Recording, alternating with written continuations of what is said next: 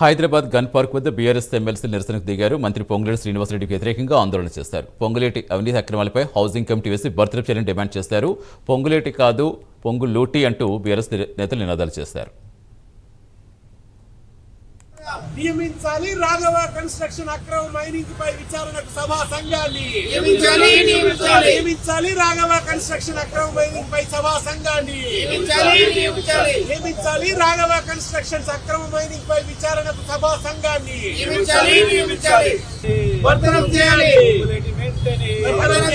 అవినీతి మంత్రిని వెంటనే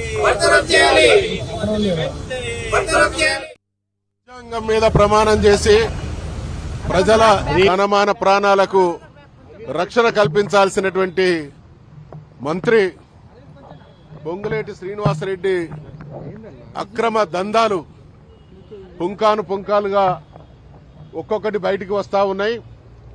నిన్న మొన్న శాసనసభలో డిప్యూటీ ఫ్లోర్ లీడర్ అయినటువంటి హరీష్ రావు గారు 111 జీవోను వయలేట్ చేసి కోత్వాల్గూడ గ్రామంలో పొంగులేటి శ్రీనివాసరెడ్డికి సంబంధించినటువంటి రాఘవ కన్స్ట్రక్షన్స్ వారు గడిచిన 2-3 సంవత్సరాలుగా విశృంఖలంగా ఎటువంటి పర్మిషన్లు లేకుండా ప్రభుత్వానికి కట్టాల్సినటువంటి రాయితీలు లాంటివి చెల్లించకుండా అనేక రకాలైనటువంటి అక్రమాలకు పాల్పడుతున్నటువంటి విషయాన్ని సాక్ష్యాలతో సహా మామూలుగా ఆరోపణ చేయడం కాదు, అధికారులు ఏ సందర్భంలో ఆ కంపెనీ మీద అక్రమాల మీద ఎటువంటి ఎంక్వైరీలు జరిగినాయి, ఎటువంటి సైట్ ఇన్స్పెక్షన్ జరిగినాయి, ఎటువంటి ఫైండింగ్స్ దొరికినాయి అనేటువంటి ఆధారాలతో సహా సభలో మరి వారు చర్చ కొనసాగిస్తే దాన్ని అర్థం చేసుకొని ప్రభుత్వాధినేతలుగా ఉన్నటువంటి వాళ్ళు బాధ్యతతో వ్యవహరించి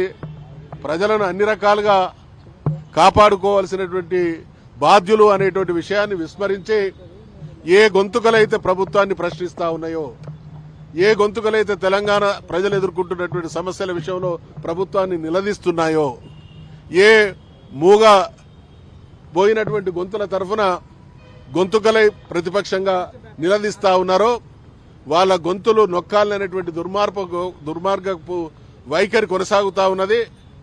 ఆ వైఖరి కొనసాగింపులో భాగమే నిన్న గౌరవ శాసన సభ్యులను బీఆర్ఎస్ పార్టీకి సంబంధించినటువంటి సభ్యుల్ని సస్పెండ్ చేయడం. ఎవరి మీద ఇవాళ సస్పెండ్ వెనుకున్నటువంటి నేపథ్యం ఏంది? మంత్రి స్వయంగా అక్రమాలకు పాల్పడుతున్నాడు.